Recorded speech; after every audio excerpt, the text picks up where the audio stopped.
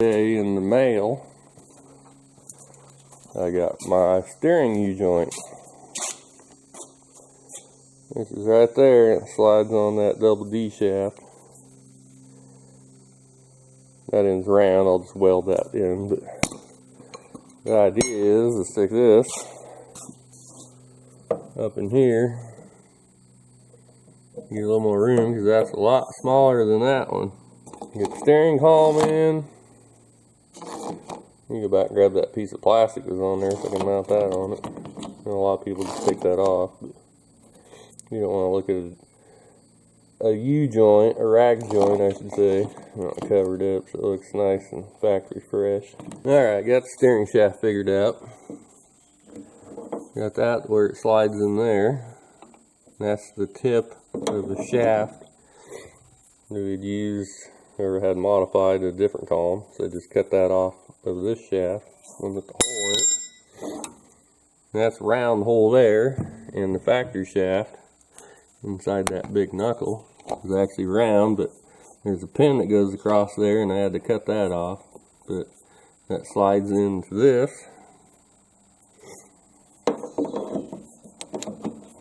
And you can see how it all slides together. Well, I need to put this back in and tack weld it. Finished up the steering column. Got it finished. Got that plastic piece back on there. It holds this plastic piece so it covers up that rag joint. The shaft is finished. Hooked up to the column. Welded those joints together. And I have just enough clearance to clear everything. So I welded the joint there and welded the joint down there. Give it all a nice fancy little black spray bomb paint job. That's all stock down here until it gets to that joint. I had to stick a bolt in it with a lock nut, not the factory round-headed square hex thing that goes in there, but that should work just fine. What you need to do is come in here and finish the column. Column's up in there where it should be, but I haven't hooked any wires up to it. And I'm also missing a bolt down in there, which I can't seem to find. Maybe next time I'm at the junkyard I'll have to grab a bolt that matches. Unless it somehow mysteriously appears. I need to drop that back down. Hook all these wires up. You just can't get to them unless the column's hanging down. Especially the starter wires or for the ignition switch are up on top of the column in there. And I'm going to switch steering wheels too. Not that I don't like this steering wheel, but you can see it's all cracked. On the front end of the S-10, managed to get the coil spring back in on this side, and this should be back together for good. Just need to tighten everything down. Upper ball joint, lower ball joint, tie rod in. I got brand new brake hoses for it I need to stick on. The old ones are still hanging there. I do have some different rotors to put on it. These ones are getting kind of thin. And on this side, getting ready to put the spring up in there, but I need to run the fuel line first. I'm going to run the fuel line through here and then come out through that hole up there. I can get the camera to look at it. That hole right there. That way it's right below the fuel pump. And it'll be grand just like a G-body is. So I had to make this little access panel through there. Which there's actually one on the driver's side because the fuel tank's always on the driver's side on these. And cut that, split it out, and that'll keep the coil spring away from the line. That probably needs to be pushed back that way a little bit, but I just need plenty of room to get the line through there and it'll go up there now. Once that's done, I can put the coil spring on this side. Do the ball joints, tighten them down, all the same stuff the other side needs, and it will be able to sit back on the ground. I'm working on getting the fuel line installed, and I got the fuel line up in there. Get some light back in there, you can see it. Also stuck a clamp around it. to hold it so it doesn't vibrate all over the place, and wear a hole in it.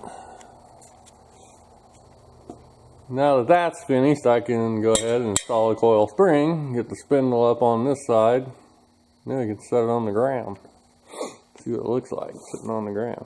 Alright, got some more done on the S-10. This is the passenger side. I got the coil spring in. You can see I got the shocks in. Did that on the driver's side too. Got the shocks on. I already showed the coil in. I've been changing rotors and put some better rotors on. Some used rotors at the junkyard, and also stuck better brake pads on, and I put brand new hoses on the front on both sides. Here's the hoses that were on it. Actually, they weren't as bad as I thought they were, or they could have been, or should have been, or whatever. But the brake pads are what was bad. And these ones here, these are the outers. They got a little bit of meat left on them, so I wouldn't have been afraid to keep using them. But the insides, the rotors on them are so rusty, they got smaller in diameter, so they weren't wearing clear out to the edge. So when you look down at the top, it looked like it had more meat on it than it actually did. This side's way worse. It's getting pretty thin. It looks like it's been chunking out. Me messing around with it, but it was clear across there. Anyways, I don't know if I showed the original rotors that were on the truck, but they're getting pretty thin. Actually, probably better for racing. They're probably way less. I don't like they're getting thin down in there. But I thought it'd be better to stick some decent rotors on it that have more meat on them. These are original GM rotors, not those junk Chinese aftermarket ones they make. On this side you can see the new hose and new brake pads on this side also. Way better. Got a few more things I need to do to the front end still.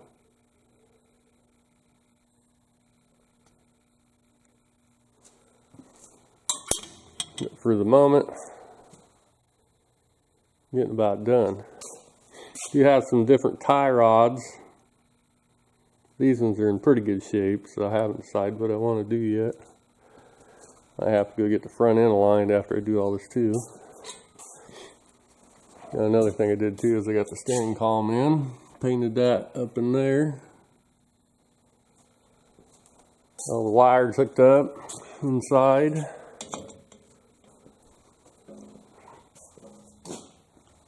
But the column should be in there for good. This is I managed to get a fuel pump on it. Get the hoses hooked up. Well, it's not completely hooked up. You still need to put the fuel cell in, and I'm leaving this hose loose that way I can blow the lines out. But as you can see here, I had to notch the frame and fit the fuel pump down in there. There was kind of a bump there for fuel pump clearance, but I still think I might have the engine further back than those aftermarket motor mount kits position it, so the fuel pump is further back. Also managed to get the starter bolted on, a little mini starter I found at the junkyard. Hopefully it's good. Found this fan spacer at the junkyard the other day. He brought in a 76 El Camino. It was a factory non-AC car, so I took that short spacer off, which I might need. I also got the throttle cable off of it. Worked pretty good. Shorter than one out of a square body pickup that was way too long. Also took the bracket off the carb that was on it. So you mount that cable. Also, back in here, I got the modulator hooked up for the transmission. Right there, and the line ran down to the transmission. You can see down in there. Comes down into the transmission. Put the winch wiper motor back on. Got a lot of stuff done under the hood. Next major thing I need to do is do the wire loom. Kind of go through that and get rid of some wires I don't need or don't want. This is just going to be basic. Need starter wires, alternator wires, distributor wire, wire to run the windshield wipers. That's getting about it to go to the engine. Also inside the cab, set the seat, driver's seat in. I got this roll bar padding, which is just kind of sitting on there at the moment, basically so I don't scratch the bar up when I get in and out. I got the console mounted. Also got the shifter mounted in there for good. You see, I had to trim on the cover a little bit to get to clear the console because I wanted it as far back as I could get it.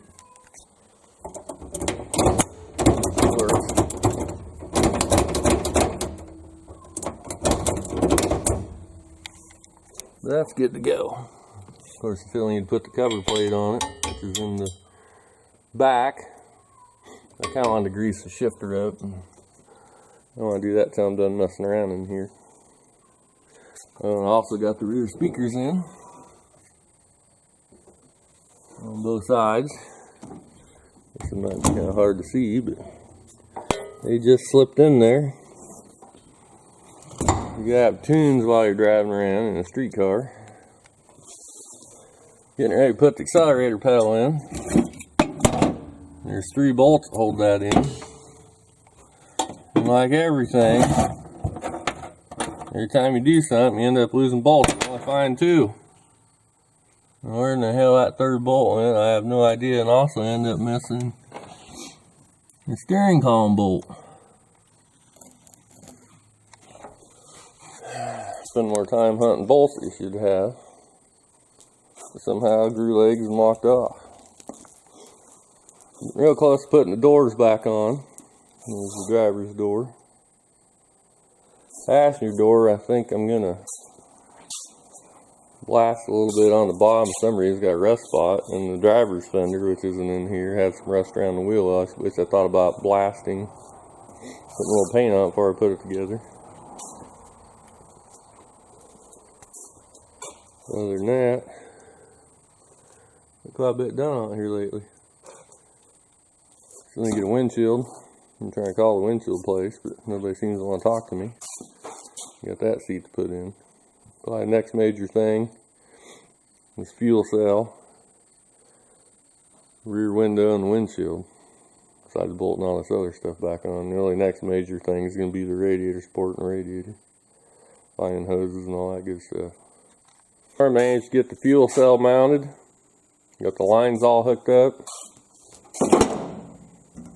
She's in there, she's not going anywhere. Got the vent tube for the rollover valve, which I do not have a rollover valve. I just ordered one of those.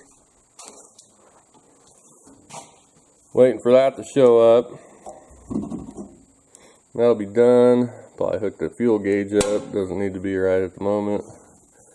This is that fuel cell foam that was in there, and that's all it was in there, is this one flimsy little piece. I took it out. I don't really care to have that stuff in there. I'll lift it up here and I'll show what I did underneath to hook it up. Also managed to get the front end all bolted back together. Everything's good to go on the front end. Lots of new end links and put on it. All the tie rods hooked back up, tightened down, cotter pins in them, greased the front end. See some remnants of some grease that smeared out. Tighten the A-arm bolts, top and bottom.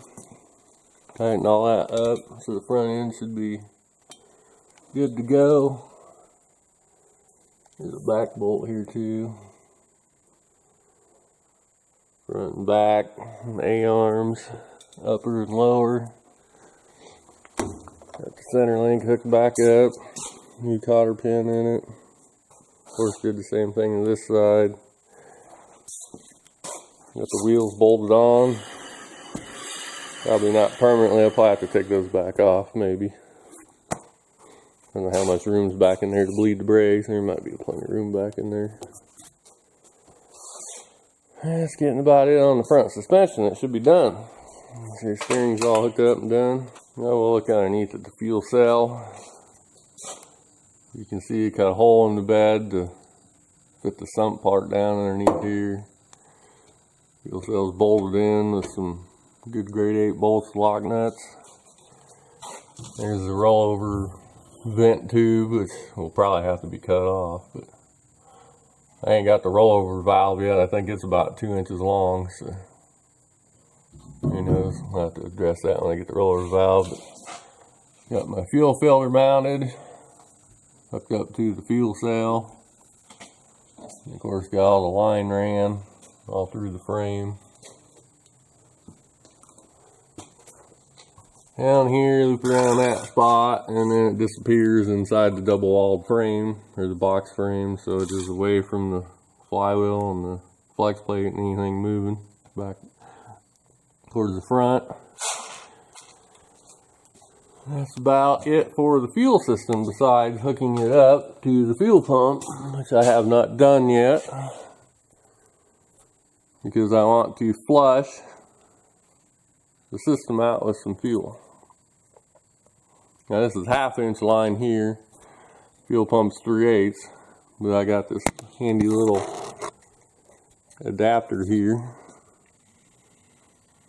that converts 1/2 inch to 3/8 line. This reducer is for sprayer applications, because they run a lot of plastic tubes on your sprayers. That worked pretty good. Like I say, I need to get some fuel and run through it and kind of clean the system out, since it's all new, any gunk going up into the carburetor or the fuel pump. One thing on this fuel cell too is that when you get it,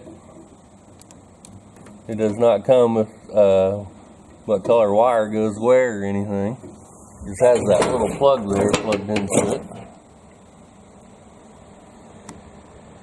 Out of focus. But you can see it has the green wire and it has the yellow wire.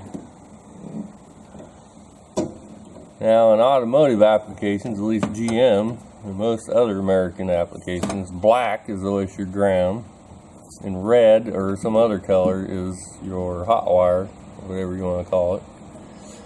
But we was discussing what we thought the Chinese would consider ground and hot. Well, they probably figured green was ground because the grass is on the ground, and that yellow was the sun, which is hot. So that's the way I hooked it up, and it seemed to work.